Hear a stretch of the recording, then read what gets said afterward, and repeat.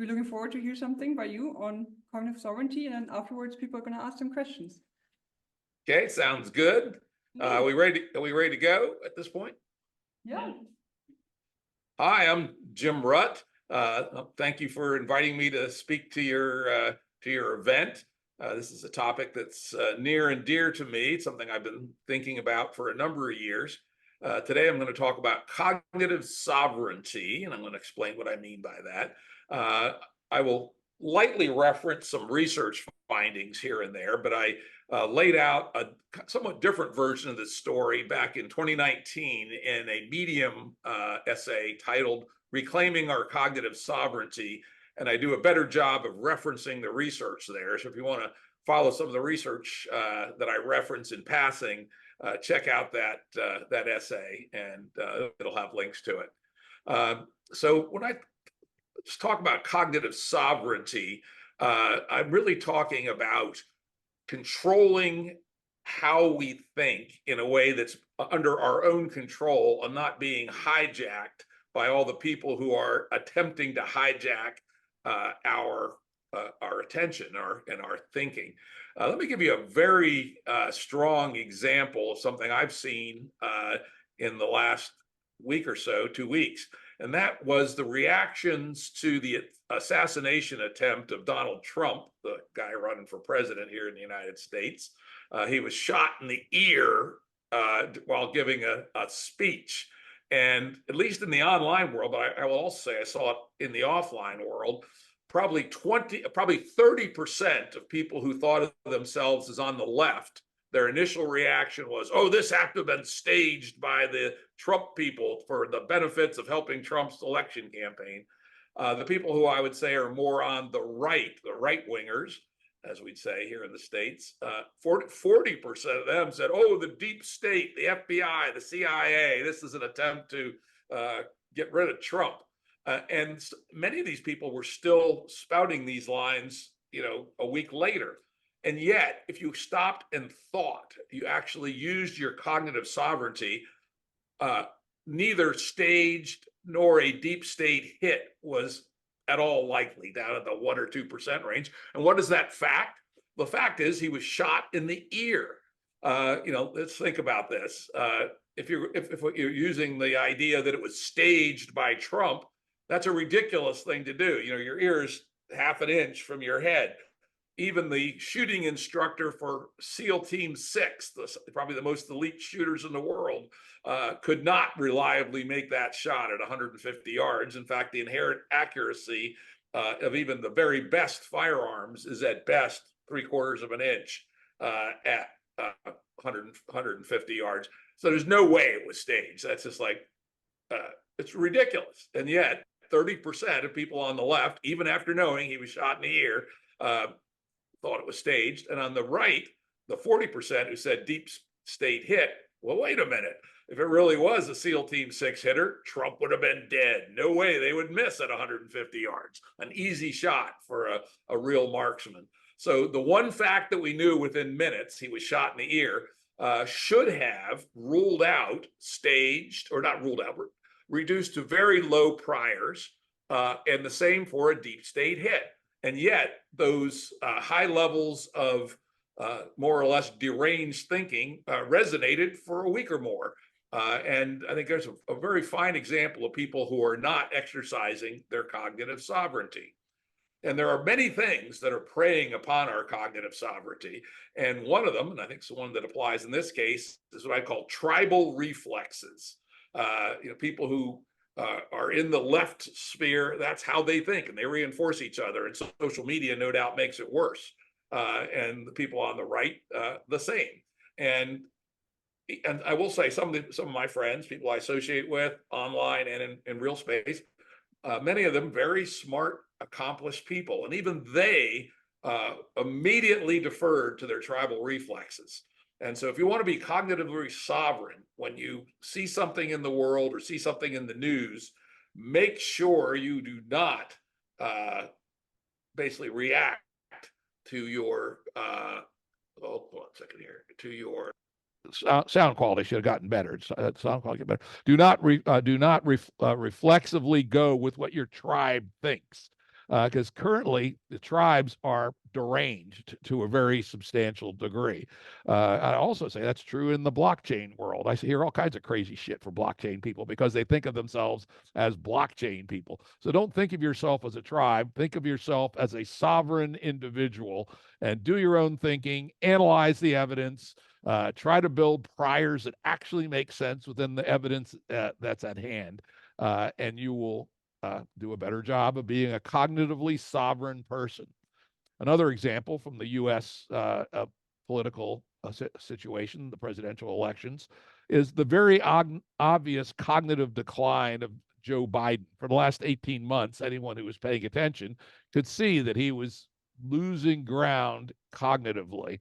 And yet, the Democratic Party refused to see this very obvious fact. And again, dealing with people online and in person, I've been yelling about this for 18 months, and they say, "Oh, you're trying to help Trump." No, I'm not trying to help Trump. I'm not trying to help Biden. Just trying to get to the honest truth of the matter. And they could not see it. And I do believe they were sincere. They were allowing their tribal reflexes to override, what should have been obvious. And so, again, yet another example of how tribalism can hijack our cognitive sovereignty. And it is true that we evolved as tribal people, and we could only survive as part of our forager band. So there's evolutionarily good reasons why we tend to defer to the tribe. But if we're going to be sovereign individuals in a global society at the cutting edge, that's something we've got to find a way to minimize. Now, more generally, get away from just tribalism as an example of the things that are working against our cognitive sovereignty, and why is cognitive sovereignty important.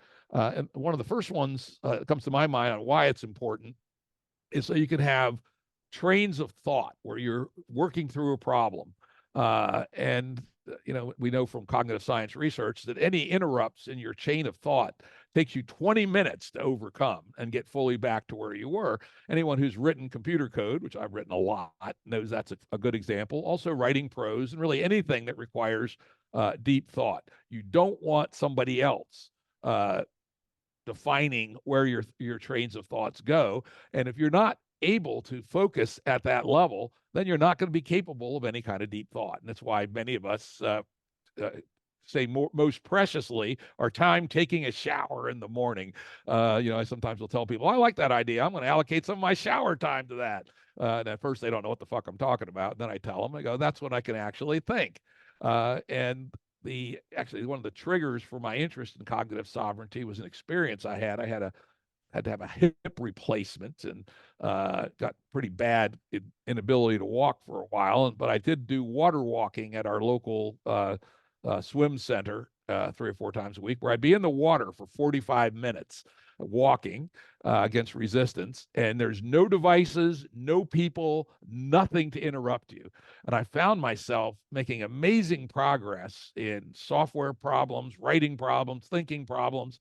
I even experimented with some homemade meditations that produce altered states of consciousness. And it kind of just struck me so strongly that if this being in this period of full control of my own attention was so powerful, this is something I really needed to be paying attention to. So I went back to the cognitive science research I had done before, and one of the topics that I was most interested in was attention. And I like to say that your attention is the cursor of consciousness. Cursor is something that moves through a system. And so at a very real level, who you are at the conscious level, at least, is the things you pay attention to one after the other. We know from cognitive science research that what we pay attention to changes no more frequently than about once every 250 milliseconds, quarter of a second, and usually ranges for a few seconds. Now, it's interesting that the brain also has some built-in mechanisms that the longer you're focused on a single object of attention, the harder it is to maintain that after a couple of seconds. So you're moving from thing to thing to thing. And to the degree you're doing that internally on your internal dialogue, that is actually what your thought is, going from word to thought to image to word to thought to image, etc. And so it's very, very important for you to be in control of the attentional cursor of consciousness as essentially the unfolding of who you are. However, our current information sphere is a co-evolutionary context that is self-optimizing to hijack our attention. There are few things that are more valuable in our current world than getting your attention, getting clicks, getting likes, watching streaming, playing a game. The world is highly economically incentivized to hijack our attention, which is why our cognitive sovereignty has gotten less and less and less over time, at least so I would argue. Some of the things that are out there competing for our attention, social media for sure. And over time, social media has moved from being text-based to images, videos, sounds, jumping boxes, people with their boobs hanging out. I noticed that Facebook has dropped their no boobs rule. That'll certainly get male attention. And that attention is being mined in things like likes, people being paid for the amount of attention they get on platforms like Twitter. And it is a co-evolutionary context that's getting better and better and better through very, very astute measurements of what you're looking at for how long, etc. And it's certainly part of the problem why people seem to be getting less and less capable of actual thought. One of my own ways of dealing with social media, because on the other side, social media is useful. I've met lots of useful people, interact with folks. The social movement that I'm involved with, Game B, is principally one that came together via social media.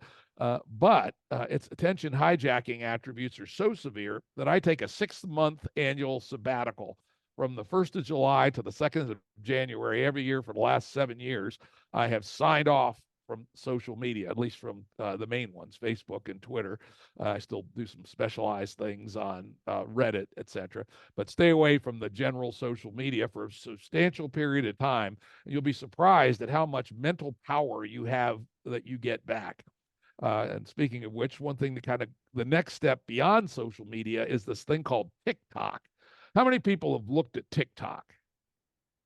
No, a few. Yeah, not too many. That's good. I looked at it for a couple of weeks back in 2022, and I've been a professional designer of online products for 40 years, more than that, 44 years, since 1980, 81. And when I saw TikTok, I said, this is perfect. This is the absolute pinnacle of attention hijacking, and with no positives at all. There's no feedback, no ability to engage with it. It just is what it is, and it's brilliant, the algorithm, to be a pure dopamine hijacking experience. And one can think of it as the vacuum cleaner that's sucking up all unused attention, and with no payback at all, just pure shit. And so I would expect that those who are very heavy TikTok users, and you read the statistics for people under the age of 25, and it's staggering how much time they spend on TikTok, that they will have the least cognitive sovereignty of anybody. They have been fully hijacked. Other examples are video games. So anyway, if you're a parent, strongly discourage your children from using TikTok. It's worse than cigarettes, I'd argue, with respect to maintaining your cognitive sovereignty. Video games can also be highly channeling. Now, I think, there are different ways to think about video games. Video games can be fun. They can be good, useful learning experiences. They're highly immersive, and you still have control over your attention, but your attention is channeled within the constraints of the game. So if you are going to play games, be thoughtful about what games you play, and is this a useful way to improve your skills at focusing your attention, so-called relevance realization. And so games can be good, but they can also hijack your attention, so be careful. Another obvious example of hijacking attention that's undermining our cognitive sovereignty is advertising, particularly video advertising, which is much more impactful on our brains than is print advertising. So, for instance, if you subscribe to streaming services like Amazon or HBO, or Hulu, or three that I know that are now offering free or lower cost ad supported versions. If you can afford it, pay for the version with no advertising. My wife and I have been doing that quite rigorously for the last 7 or 8 years. And when for some reason we're more or less forced to watch something that has advertising on it, it's like totally repulsive. It's like an invasion of our private space. Typical examples where we do see advertising are like a few top tier sports events each year. We like to watch the Super Bowl and a few football championships before that. Maybe we'll watch a couple of World Series games in baseball. And it's like, what the fuck is this? These goddamn ads for horrible stuff. And yet many, many people expose themselves to this, and that they hijack their attention. Huge amounts of dollars are spent. Much more dollars are spent per minute of video in high quality corporate ads than even in the most expensive movies. It's highly, highly, highly engineered to suck your attention away and refocus it on whatever they want you to do. And then, of course, what I wrote my original essay about back in 2019 is a lot of that stuff comes together in the diabolical smartphone. Yes, there's a lot of good things that we can do with our smartphones, but it is a tremendous beacon calling you to put your attention on the smartphone. My wife and I went out to dinner the other day and went down to a little Mexican restaurant down the hill from where we live. And it was a place mostly appealing to younger folks, people say 35 and under. And there was a big bar where people were getting drinks. 8 out of 10 of the people in the bar were sitting there with their face in their fucking phone rather than talking to people, right? And this is extraordinarily seductive device because you have all this power, not only reaching out to the world, but you have it physically with you. And then even worse are the notifications. The first thing, if there's only one thing you take away from this is, one, don't use TikTok, and two is turn the notifications off on your phone. Because again, if it takes 20 minutes to refocus your attention, every time you get a notification, and even worse, if you pay attention to it and pull it up, you've just broken your ability to do deep thought for 20 minutes. I'd also suggest as at least mild management tool, rather than using apps, use web versions of things. They tend to be less optimized for hijacking your attention. So even when I do use social media, I try to use it on my computer. If I am using it on a mobile device, I use the web apps rather than the dedicated apps. The dedicated apps are canned magnets to suck your attention away. A little bit more broadly, and I'm probably a bit of a crank in this regard, I try to avoid conventional wisdom. If you hang out in Silicon Valley, you're going to think like Silicon Valley people. It's why the venture capitalists all seem like sheep. If you, as I did for a goodly part of my business career, operated in the Washington, D.C. suburbs, you start to think like the Washington, D.C. business crowd.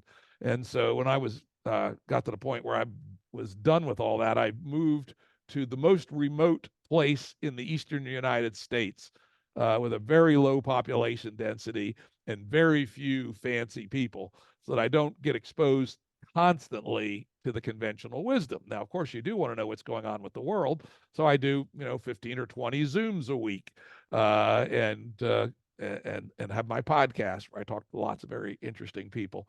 But I avoid being saturated in one view of the world. I would suggest that analogous to that is the bullshit world of pop culture. Fashion, fast fashion, celebrities, what the fuck the Kardashians are doing. Who gives a shit? These are also attempts to hijack your attention to sell you some ads or sell you some crappy products that you don't need.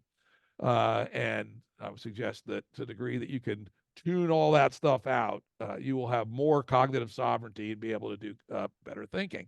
So I'm going to close on a note, which I think brings all this together, which is to a very considerable degree, you are what you pay attention to. For example, if your attention is always focused on negative things, then you become a negative person. On the other hand, if you're always looking for ways to engage with people, to help people cooperate, to make effective use of available resources, then you become a positive person.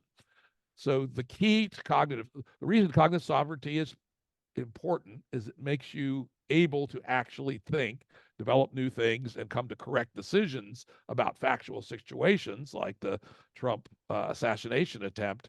And at the same time, it is who you actually become over time by allocating your attention to the good things, to the positive things in the world, rather than the bad things and the silly attractions.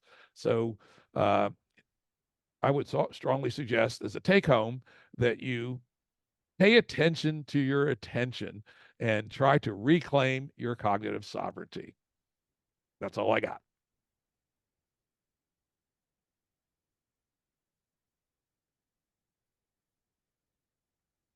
So I intentionally crafted my talk for 20 minutes and now open for questions. Exactly. So if you have questions for Jim, come up so the microphone can pick up your questions and ask away.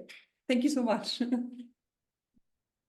This year? I just sit to the chair for questions. Hi, Jim. My name is Burns.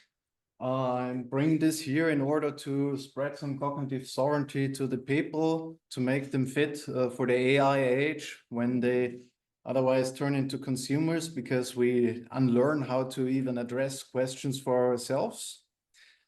And the question that I have about this whole concept of cognitive sovereignty is, how can we defend it in a way that we demand it from people?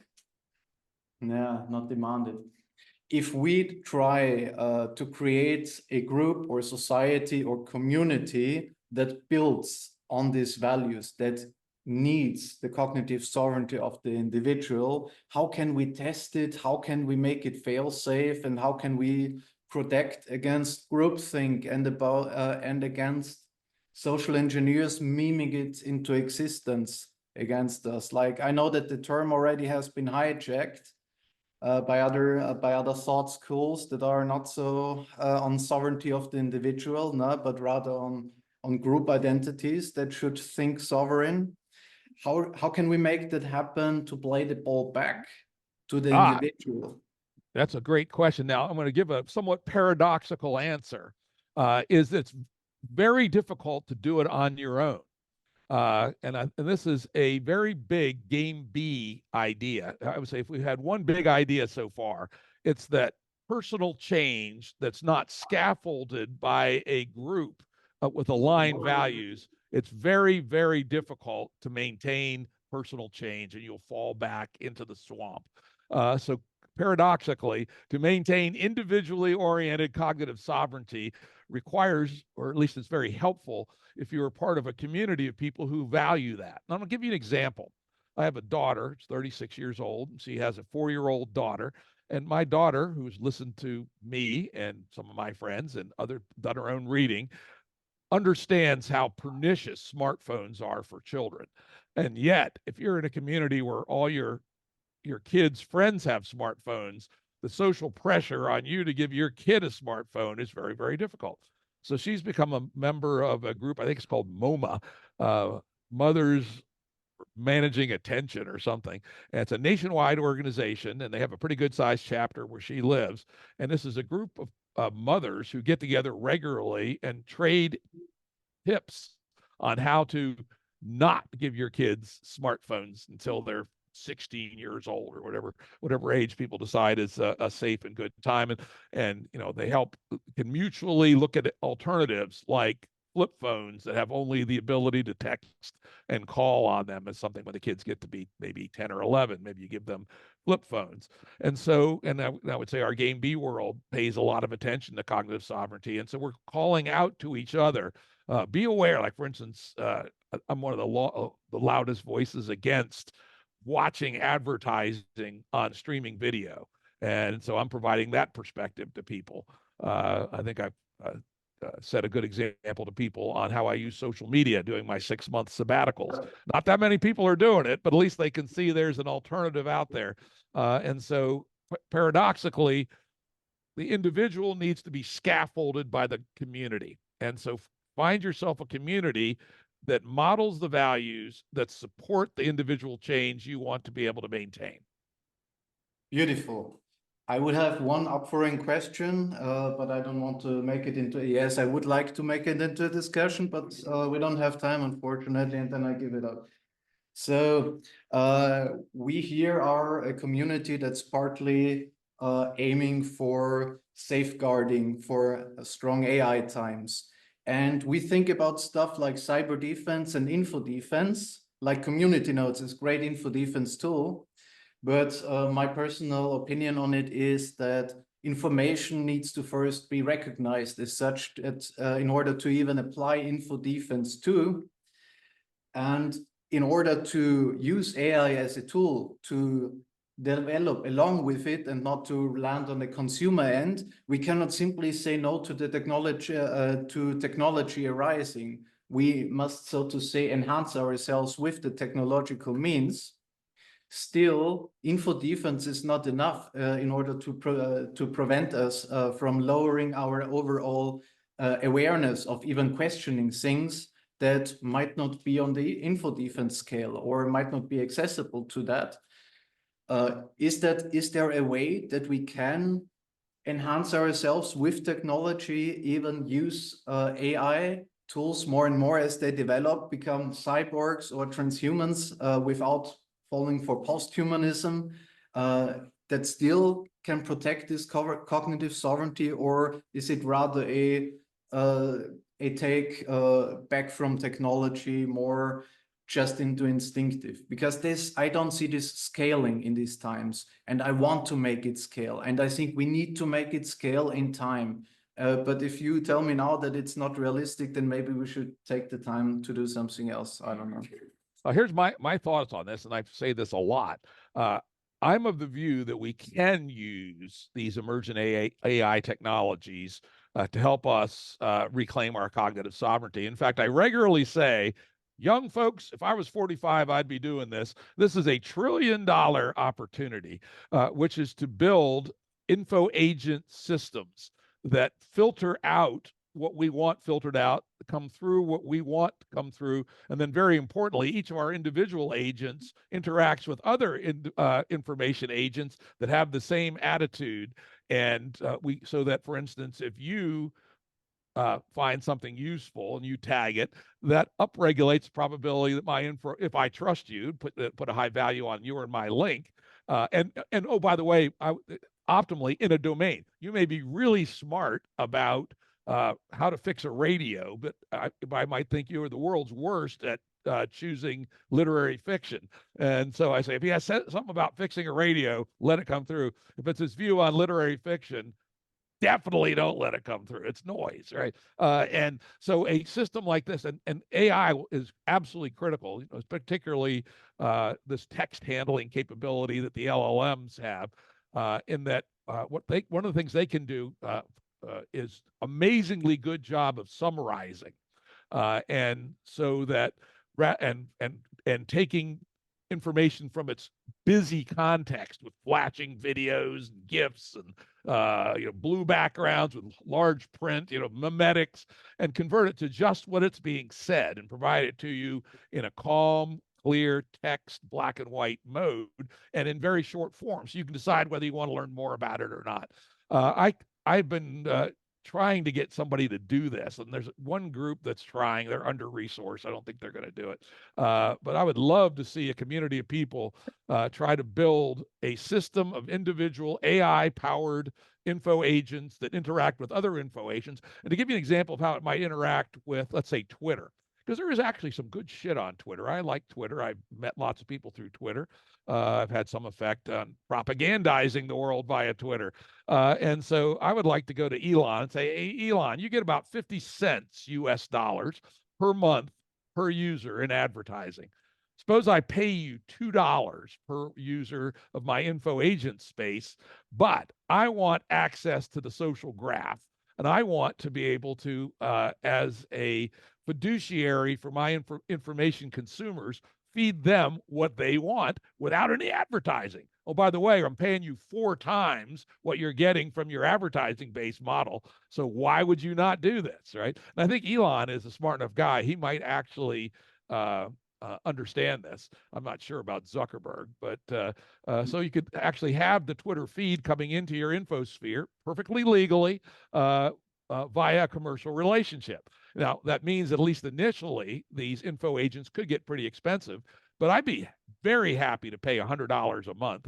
And in fact, as an early adopter, I'd probably pay $1,000 a month for a really good info agent ecosystem around me. And like any products, they start expensive, they get less expensive. I give the example of big screen TVs.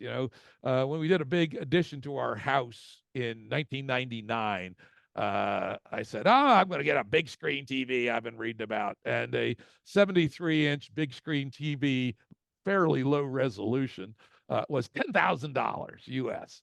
And so I bought one. What the fuck, right? 3 years before, it would have been $30,000. And now I looked it up the other day. You could get a better 73-inch, much better 73-inch big screen TV for about $400. So I would see this info agent opportunity may well follow the same trajectory. Find people that are willing to spend real money on it. And it may be a small number, say it's $1,000 a month, 10,000 consumers at $10,000 a year is $100 million. That's enough to operate this infrastructure. And then as you get scale and you learn what you're doing, bring the prices down, and maybe you get it eventually down to say $10 or $20 a month, in which case it could be a semi-mass product, maybe even less than that. Of course, then over time, more of the value is going to come from the ecosystem of agents themselves and less from the external world. So at some point you cannibalize the external platforms and then you become the platform. And at that point you have a real winner, and then the prices could fall, very fall. So anyway, I think it's possible. I wish somebody would do it. I would be happy to advise anyone who actually wants to do it. But You I'm should be here. if I were 45, I'd be doing it myself. But I'm old.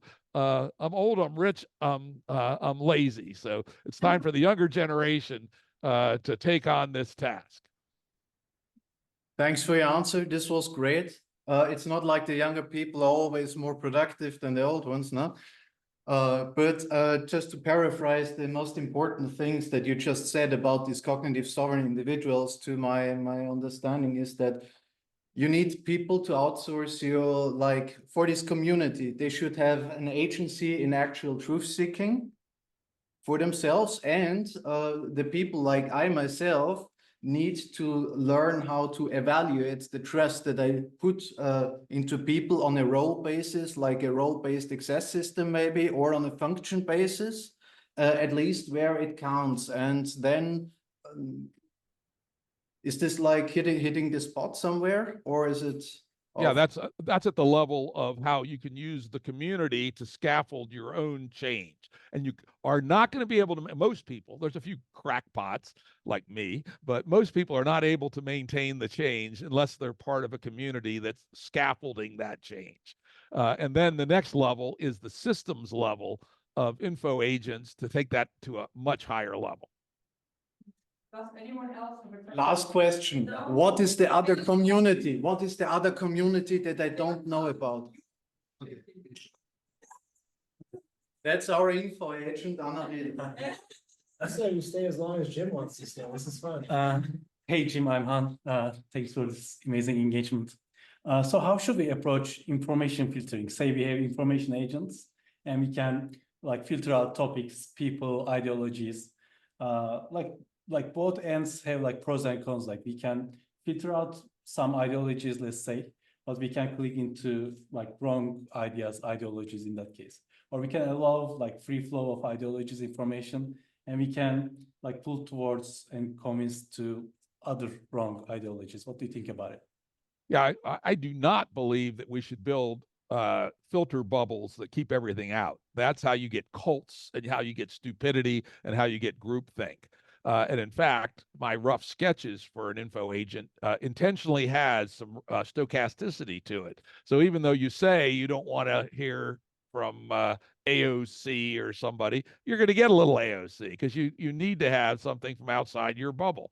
And I think that's a huge mistake to turn these things into group thinks. Even if you think it's the right group think, you might be wrong.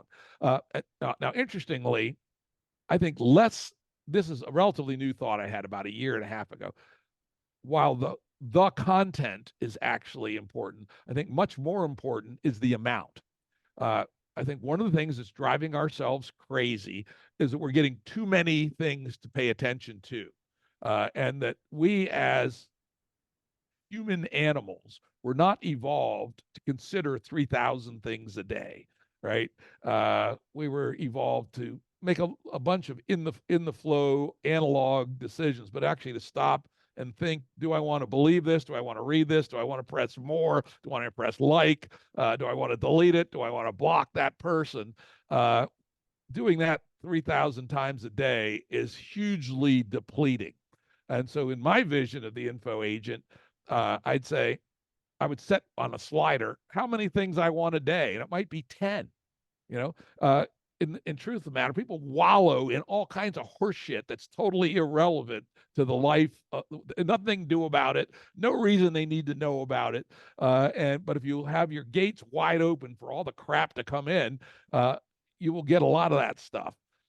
Further, I would probably guess from what I said, I would have my info agent strip out all the behavioral attention hijacking, the videos, the GIFs, the blue backgrounds designed to get your attention and present it as black and white text only. And so I would set the slider for me personally low. I only want to hear the 20 most relevant things each day, including some stuff that I strongly disagree with. And I want it in the least inflammatory fashion possible. Now, I do want to have a button that says I want to learn more, and I can drill down to it, get back to the original, be saturated in all the videos and audios and GIFs, but I don't want that as my primary interface. That is the tools of the attention hijacker. And so keep the tools of the attention hijacker away until I choose to go to those ecosystems. Thanks a lot.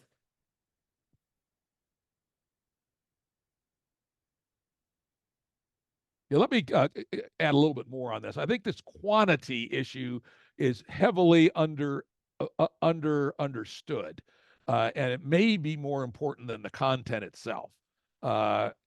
Yes, humans can be fooled, but humans are not bad at cracking through lies and bullshit. But when we're overwhelmed with inbound messages that we have to make decisions about, our mental capacity is depleted. And so we cannot put high quality thinking. So if you have to do just one thing, reduce the amount of inbound messages that you pay attention to each day.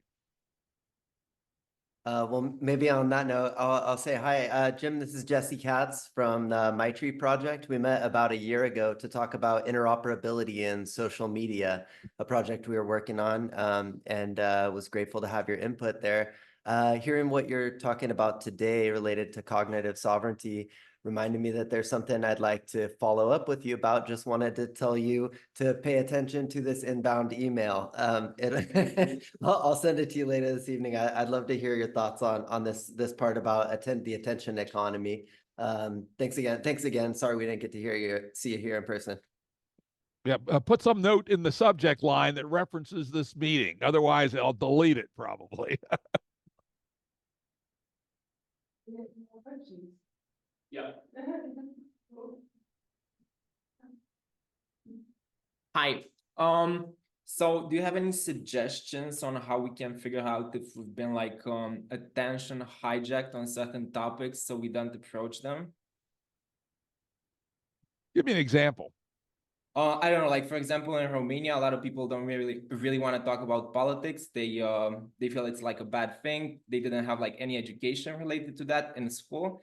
And then the media is kind of oh yeah, you shouldn't really like get into this basically. So then they kind of become apolitical, and yeah, the people in governance just kind of keep the power.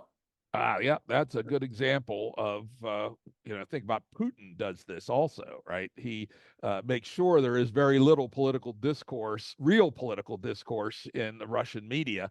And so this is where the independent sources of information become much more valuable. Things like Twitter, things like Reddit, things like mailing lists, even, I still belong to mailing lists of like-minded people, and so certainly don't let the mass media define what your inputs are. Figure out what you want your inputs to be, and you can assume that mass media is at best wants to hijack you for commercial purposes, and at worst is under the control of stronger status quo powers that want to hypnotize you into not doing anything about changing the status quo. So avoid mass media, or at least don't take it too seriously. Really appreciate it. But then like, how do you kind of talk with the people that are hypnotized or whatever to like get them out of the hypnosis from the mass media? That's a good question. I don't know the answer to that one. Okay, cool. Thank you though. Thank you. Okay.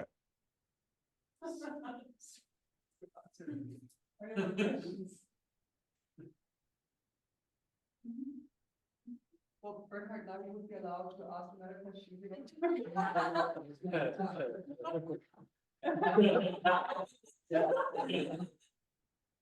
So I heard about a great invention that you made to upgrade indirect democracy called liquid democracy. That was you, right? No, and it's very important. The people think of me because I did the best essay on it, right? But it was invented by the German Pirate Party. Yeah, I was a founding member of the Austrian Pirate Party. I see their rise and fall, and now they are a swamp because the groupthink and the cat memes and the we are a cuddle cult that wants to legalize weed took over. But like Patrick Breyer, the one single pirate that protects us from chat control is also a pirate. So there's definitely stuff to be said about that. But for so anyway, I did not invent liquid democracy, but I've done a lot of thinking about it, and I've helped popularize it. And I still believe it may be a very useful tool going forward, particularly in the right culture. I could see how it can collapse the groupthink, and apparently it did in the Pirate Party, but it doesn't have to. And particularly if we have a culture of cognitive sovereignty with it, then I think liquid democracy might be the right tool for coordination at scale. Though, as I warn in my essays on the topic, it needs to be tried in smaller venues first, because one of the things we know from complexity science is predicting the emergent outcome of these kinds of operating system changes is impossible. So all you can do is try it. But that said, I'm a big fan of liquid democracy and would love to see more people trying it. So I want to finish my question. Okay. And it was also like back in comment, it was also upgraded with liquid feedback and so on along the way. Yep. And it also is all great. We at ZuVillage were confronted with a different problem, and especially in the crypto community, we are also confronted with a different problem here, and that is that it is a total upgrade. It is more democratic and everything, and it builds on the sovereignty of the user. This is all correct. And it works great for decentralized science. And whenever there is a very clear direction that we pull on and that we can hold each other accountable to. But what I saw is that in a tiny group where there is that not the case, it can also be abused to justify decisions based on numbers that actually are done by social engineering attempts. The smaller the group, the bigger the risk. And what I also see happening is, I totally agree, it's a great tool. I would like to implement it on many occasions, but I think that it can be oversimplified as the only tool we use. And if you want to upgrade nation state indirect democracy, yes, of course. But I think that it should be one of many tools for many different layers at once in order to really play out. Otherwise, the bad actors will just adapt to the new success model and will find their ways around it. But then we are locked in their liquid democracy. And if some form of liquid corruption arises, what are we gonna do now about it? So I think that also that needs counterbalancing. And this is also one interesting part of cognitive sovereignty, because you are able to open so many eyes and to stand up for people thinking for themselves. It's very easy to refer to your name as the inventor, to then say, hey, let's install this as the system. I'm the coder, I did that 3 times, nothing can go wrong. And I think that we need to be more adaptable and and also open for new solutions to not only reduce it to that. And I would ask you now, what are you seeing in a ever refining exponential technology world? What are the pitfalls that we need to look out for with systems like this that are clearly an upgrade, but that can also lock us in? Yeah, you hit on it, which is that, as you would expect, every innovation will immediately track people trying to exploit it in a corrupt fashion. Corruption is endemic in human social systems above the Dunbar number. At the Dunbar number, you can, if you're willing to exile or kill people who are trying to exploit, which I recommend, by the way, is that you will always have corruption. It's a ubiquitous system, and when you design a system, you will not be able to think through all the possible exploits. Which is one of the reasons I don't like DAOs, for instance, because DAOs are most of the DAOs, at least that I saw, and I haven't paid that much attention to them recently, but the earlier DAOs, the constitution is hard coded essentially, and that's not how the real world works. The real world works through heuristics, through learning, through coevolution. And so any system, whether it's liquid democracy or any other system, needs to assume an adversarial stance from a small percentage of bad actors, and not believe that you can stop the bad actors a priori, that you have to be prepared to adaptively fight the inevitable corruption that will try to undermine any system. That's a very good answer, and I could not be happier to have this statement that I can present to anybody using your name to meme something that you would not agree to, for exactly that reason. So I'm deeply grateful for that. Go right ahead. Just spell my name right?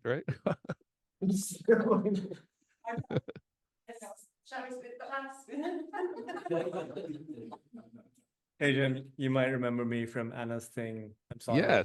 Yes, absolutely. Good to see you again. Yeah. I was wondering if you had, so when I was managing your info agent stuff, I'm working on similar things actually, but there's something about like around preventing filter bubble stuff, is that there's something to contend with, which is how much paternalism you might want. Like when you were talking about adding stochasticity, the issue might be that the consumer is like, well, I don't care. This particular service, just puts a bunch of crap that I don't care about. And so they'll switch to a service which will just create that filter bubble. Do you have some sense of how you think about whether there's a need for paternalism or such policies towards the consumer to avoid Yeah, I think that? paternalism, I would say we don't want exactly, right? And this is where individual change and community thinking come together. So yes, if I'm an individual evaluating up 2 info agents, one which allows me to create a completely rigid filter bubble and one which does not, if I'm trying to make that decision by myself, I might choose the filter bubble one, right? Because it produces less dissonance in my brain. On the other hand, if I'm part of a community of people who are developing a set of values, virtues, and norms, one of which is to oppose filter bubbles, coherent pluralism, as we like to call it, then you would have a values-oriented incentive to select the one with the stochasticity. So it's probably, unfortunately, it does not work well in a atomized, individualistic, late-stage financialized capitalism. But it will work in a movement, in an organization, or not organization, not the right word, but a subculture where people understand the value of the stochasticity. So a way that I can think to actually somewhat formalize that, which you might or might not like, could be to, so for example, one of the things that will be necessary for content production going forward is that, you know, people will be providing lots of their data to feed AI systems that will produce more and more content, and then will, you know, also summarize them for you. And so one of the things that you might want is, for example, data from a high-profile scientist or researcher to interact with your streams, et cetera, and inform your AI that will represent that scientist, for example. And so the thing I can imagine is that the scientist also has like a proof of cognitive sovereignty or something, or proof of stochasticity, or proof of open-mindedness. And you only collect data from the proof of people who can present that proof of open-mindedness. And that would be one way to actually instill this value, as you said, in terms of like formal certification or something. Yeah, I think that could be interesting. Though paradoxically, bigoted nuts often produce good stuff, right? So it's not clear that being a good person is closely related to always doing good work. Now, it's the way to bet. On average, it's true, I believe. But I would, you know, I do know some scientists who are very disagreeable people, not open-minded at all, and yet produce some of the very best work. So I'd be a little careful with that one. But on average, it's probably not a bad heuristic. And keep in mind, all these things are heuristics. None of the stuff is binary. And so one has to think about it that way. Thanks, Jim.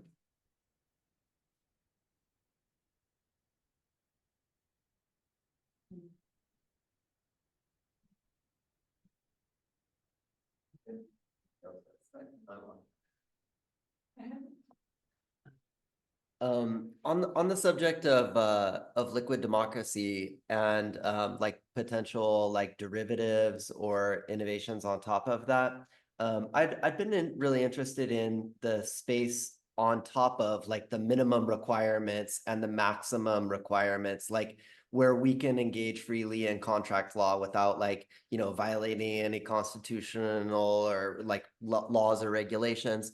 The idea of sending an individual as our representative for constituents into an existing like legal mechanism, say within the United States government, for example, by employing like technology to have like a council or delegates, direct democracy, liquid democracy, basically any mechanism that we wanted to apply technology to, and then say, like, this person would campaign on the idea that they're just a body in the seat. They're just going to pull the lever on whatever this mechanism helps them to determine, and then they obligate themselves to abide by that. And if they don't, they'll be removed from office. They'll step down, and they contractually obligate themselves to perform by those terms. And I'm just wondering how that lands with you on first take, if there's any obvious pitfalls or fatal flaws in that conceptually, or if it's an interesting idea to you to explore, because it's like you would be containing it's a relatively small container, right? Because it's just one representative in an existing system. And I can't think of any like legal prohibitions that would keep us from running these experiments, these isolated experiments with individual representatives. How does that strike you? Well, I like the idea a lot. In fact, I wrote it up in considerable detail in 2018. An essay titled "Reclaiming American Democracy Starting Right Now." And I took exactly your point, which is you can deconstruct the current system and insert liquid democracy at the individual representative level. I belabored this in a rather long essay, so I would suggest start reading that. And again, it's on Medium. Can I get on there as a co-author? I'll take the link here and pop it into the chat. Does this thing have chat? I'm not sure this has chat. anyway, yeah, no, obviously, I think that's one road up, is to basically graft it into existing governance modalities. Because you're absolutely right. There's nothing that we could find in the law or the Constitution that prevents somebody from doing this. I will share the link with you. So I have one other question, also like in service of the rest of the community, because I'm not sure if everyone here listens regularly to the Jim Rutt show. So I do, and I really love it. But you basically sit at the center, or like right in the network. You are a hub where you connect many of the most brilliant people that are out there. So because maybe not everyone knows that, so maybe can you give just an overview or just mention some names of people you really recommend engaging with, or other communities you really admire, ideas that everyone should have heard of, just like some words that come to mind, so other people that have not listened to all your show can get a glimpse of what's out there. Yeah, there are, and this is one of the good things about the world today. There are a lot of good individual thinkers out there. I'd say that thinkers I really like a lot. Daniel Schmachtenberger, for sure. Jordan Hall, who's my longest term collaborator in this space, even though we don't agree on everything. In fact, we disagree about a lot of things, but that's all right. Nora Bateson is really good. The Alexander Beiner I like a lot. Hell's his name? I wish you'd. Being old, you don't pull the names. The one thing you lose when you get old first is being able to pull names up quickly. Limburg, what the hell's his first name? Peter Limburg. He's a very interesting thinker. Bonita Roy is a very, very interesting thinker, underappreciated. Let's see who else in that world. Michelle Bowens, very interesting guy. And he's sort of a librarian for the whole alternative world. Very worth listening to what he has to say. From a little bit more conventional thinkers, but still leaning our way, Douglas Rushkoff, very interesting thinker and writer. He's a professor in New York City. He's written 13 books or something, and he's a little distant. And another one, more available in writing than in podcasts. So he's been on my podcast 5 times.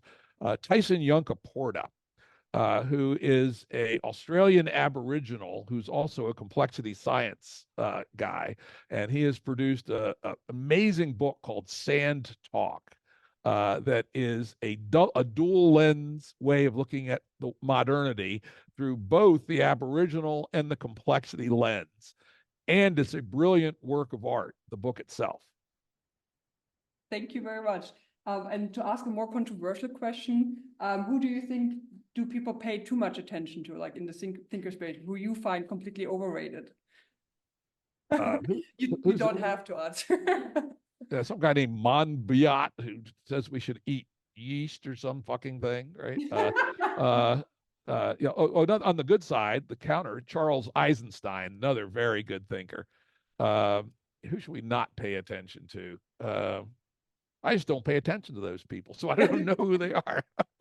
Good answer. Yes. Thank you very much.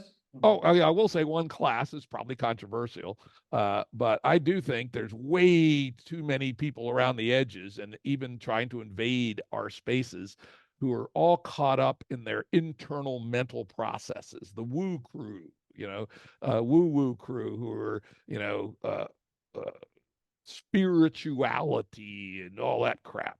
I think some of it's useful sometimes, but I think there is a tendency for people to grossly overrate how important that is relative to the institutional structures.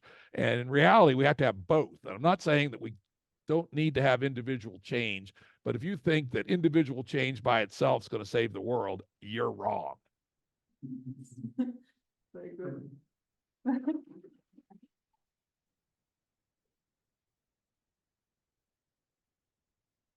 So I think we're done here. All right. Well, Thank you. Anna, thank you for inviting me. I certainly enjoyed this, and go forth all and do good work. Thank you. Thank you. Thank you. Bye-bye.